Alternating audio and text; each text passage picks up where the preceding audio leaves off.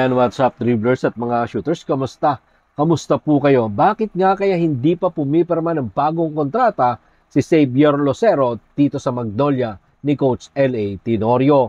Coach Tim Cone nagpaliwanag kung bakit niya kinuha ang serbisyo ni Norbert Torres dito sa kanyang kupunan ng Barangay Ginebra, San Miguel. Pag-uusapan tatalakayin po natin yan sa video ito matapos po akong maglambing sa inyo ng isang like, share, comment down below, and don't forget to subscribe and hit that notification bell button para lagi po tayong updated sa ating pong mga video. Tahat po ng shoutout natin, nasa dulong bahagi lang po ng video ito. Maliban sa Converge Fiber Xers na gumawa ng ilang pagbabago tulad ng ilang mga trade last 2 days ago, last month ang Magnolia ang nag-announce ng bago ng kanilang head coach. Yan nga po ay si Coach L.A. Tenorio. Matapos naman niyang palitan si Coach Chito Victolero at isama sa kanyang lineup ang dati niyang teammates sa Barangay Ginebra, San Miguel na si Paulo Taha. Tapos kunin pa nila sa trade. Ito nga pong si Javi Gomez de Liaño, kapalit naman ni Cherick Ahamisi. Pero sa ngayon, may maliit pa nga pong problema ang kupunan kasi this coming end of September, tapos na din ang kontrata ni Xavier Losero dito sa kupunan ng Magnolia na magpasa hanggang ngayon ay hindi pa din nakakapirma ng bagong kontrata. Dahil sa ngayon, isa si Xavier Losero sa mga mahuhusay na manlalaro ng kupunan. Magiging mahirap para dito sa Magnolia pag hindi nga po nila napapirma ito ng bagong kontrata. Mabigat kasi mga ka-shooters. Imagine, 7 overall pick. Ito nga pong si Losero, averaging 18.2 points per game, 7.5 rebound per game.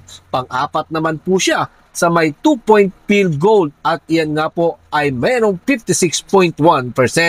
Pang-10 naman po siya sa liga para sa 3-pointer at pang-3 naman overall sa block with 1.4 per game with 23 or 32.3 minutes playing time per game. So talagang napakahalaga ng isang Xavier Losero para nga po dito sa kupunan ng Magnolia, lalo na sa kanilang bagong sistema. Tanong, bakit nga kaya magpasa hanggang ngayon ay hindi pa din nakakapirma ang versatile forward sa Magnolia? Sa ngayon, hindi pa nga po maliwanag kung bakit. Pero ayon nga po sa ulat ng Spin.ph ni Homer Saison, si SMC Sports Director Al Francis Chua ang siyang nangunguna sa pagpapapirma kay Xavier Losero. Sa ngayon, tahimik nga po ang kampo ni Losero at ang kanyang agent na si Marvin Espiritu. At ayon nga po sa ulat pa din ng Spin.ph, nakahabaan nga po itong si Xavier Losero sa offer na kontrata sa kanya ng Magnolia. Dahil ang offer nga po ng Magnolia sa kanya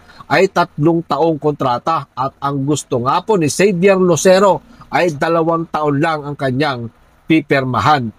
At ang money offer sa kanya ay hindi nga po ganun kalaki at masasabi nga daw po na less than sa kanyang market value. Pero ayon nga po sa source ng Spin.ph, sa kolum pa din po yan ni Homer Saison, nagpapasalamat lang si Xavier Losero at ayaw nga daw po nito yung 3 taong kontrata dahil nga daw po 2 taon lang ang kanyang gusto. So mga ka-shooters, let's see what happened. Post Al Francis Chua, alam naman natin gagawin niya ang kanyang best para muling mapapirma ng bagong kontrata dito sa Magnolia Chicken Templados si Xavier Losero dito sa kupunan na bago ni Coach L.A. Tenorio. Aabangan lahat yan ng Magnolia Chicken Templados.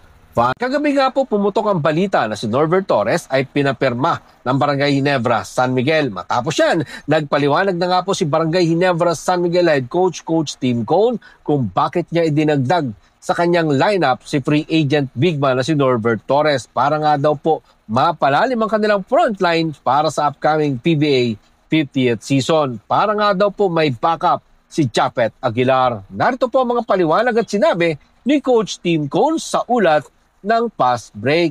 Pinapirma namin si Norbert para i-backup si Japet na magbigay daan kay Japet na maglaro ng mas mahusay na minuto, especially down the stretch. Nararamdaman din namin na sa versatility ni Norbert, kaya niyang maglaro kasama si Japet at bigyan kami ng mas magandang size sa front court kapag kailangan. Yan nga po mga sinabi ni Coach Tim Cone Sa ulat ng Fast Break, ang 35 years old Phil Canadian ay nag-join sa Gin Kings via unrestricted free agent matapos mag-expire ang kanyang kontrata dito sa dati niyang kupunan na Meralco Bolts at naglagay nga po sa UFA o unrestricted free agent ang former De La Salle University standout. Ay maaasahan naman po ito sa depensa, outside shooting. Ang 6'6" big man ay na-drop nga po ng Pure Foods franchise in 2020 o 2015 at ito nga po ang kanyang ika-6 na kupunan. Meron nga pong isang kampyonato, ito nga pong si Norbert Torres dito sa Meralco Bolts nang talunin nila ang San Miguel Beermen para sa kanilang kauna-unahang PBA title ng Meralco. Katulad nga po ng sinabi ko sa unang video, mga shooters, ano nga kaya ang maiaambag ni Norbert Torres? Kayo, mga ka-shooters, ano ang palagay ninyo sa pagkaka-acquire ng Barangay Ginebra San Miguel Gin Kings kay Norbert Torres? May maiaambag nga ba siya dito sa kupunan? Comment mo lang dyan sa ibaba. Maraming salamat po sa inyong panonood. Ano naman po ang inyong maging opinion? Diyan po natin yan pag-usapan sa comment section. Ingat and God bless everyone. Adjourn, pero katulad po ng ating nakagawian, bago po natin tapusin ang ating video, shoutout po kay na